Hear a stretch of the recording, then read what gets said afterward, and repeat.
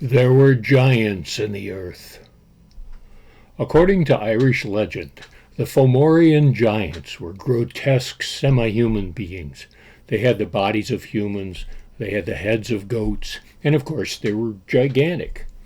Before the Celts arrived on the island, these giants had sway over the entire Emerald Isle. One of these giants, whose name was McCool and hailed from Ulster in the north of Ireland, was the inspiration for this week's featured board game.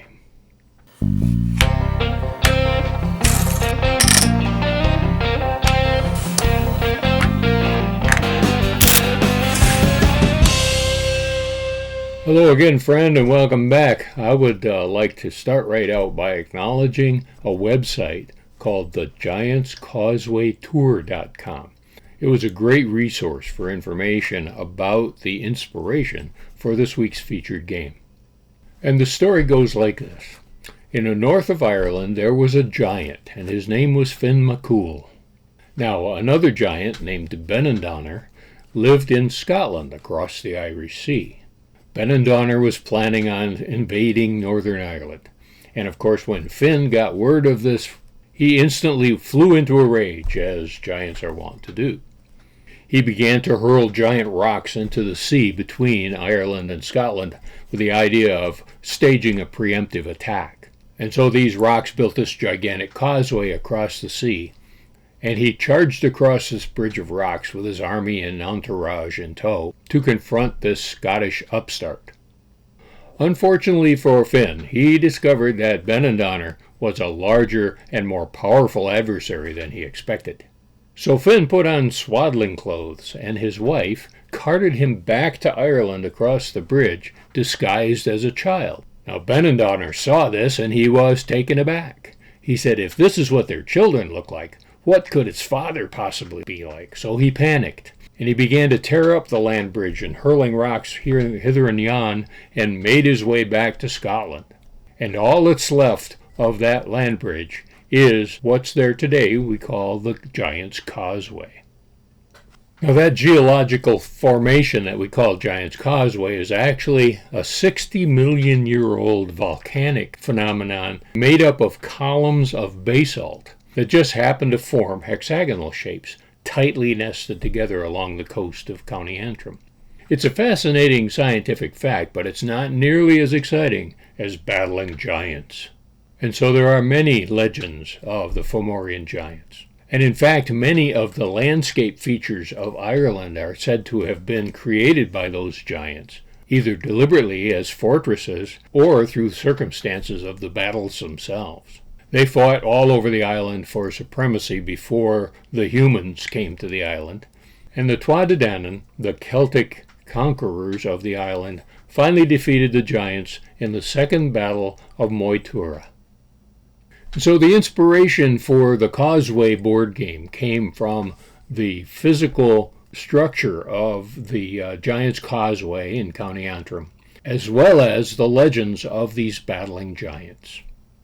The game actually belongs in the abstract strategy category, I think, although there is some hidden information and a lot of choices and chances to be taken in the game as well. As you can see here, the board is made up of hexagons, and upon those hexagons we've got some color-coded spaces where the pieces are aligned to the beginning of the game. Each player, between 2 and 6 players, gets an army of giants, and they are battling for control of the board.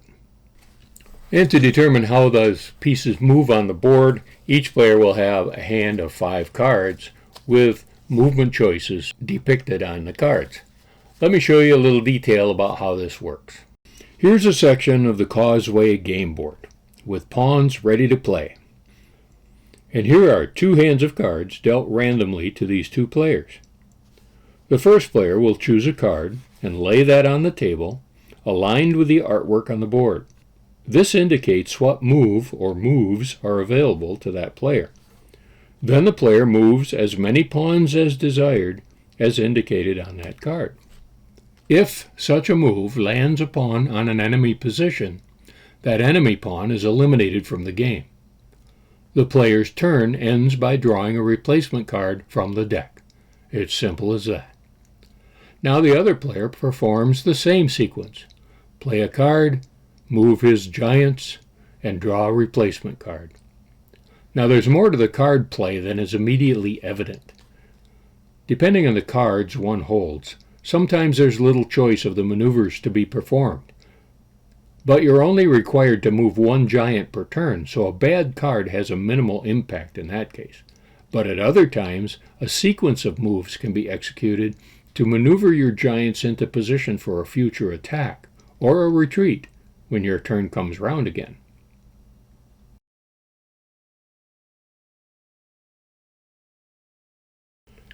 Now here's one of the things about Causeway that I really like, and that's the fact that you can play with 2 players, 3 players, 4 players, 5 players, or 6 players.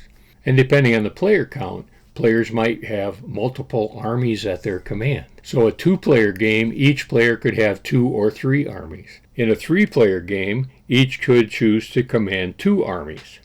Those armies can be assigned on the board either as adjacent armies or opposite armies or alternating armies around the board. So there's lots of different configurations that way as well. And as you play, you can form alliances with other players and, of course, later in the game break those alliances because there can be only one. Some folks have suggested that I set up another layer of mechanism, maybe cards that give some special powers or spaces on the board that have some significant influence to the game. But I like it just the way it is. It's a straightforward little bit of fun, playing cards, moving pieces, eliminating your opponents. Who could ask for more than battling armies of giants? So when your army of Fomorian giants is getting restless and they want to stage a cattle raid or invade the neighboring tribe, just take your copy of Causeway off the shelf and go at it. Whether you play Causeway and battle some giants or play some other game, you know what I say, be sure to play every day.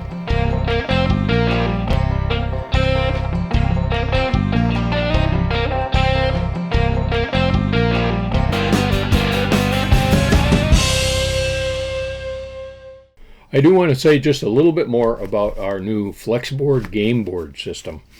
It consists of these flexible sheets of full color game board, and then we have some backer sheets of magnets on the table here to hold the 2 halves together.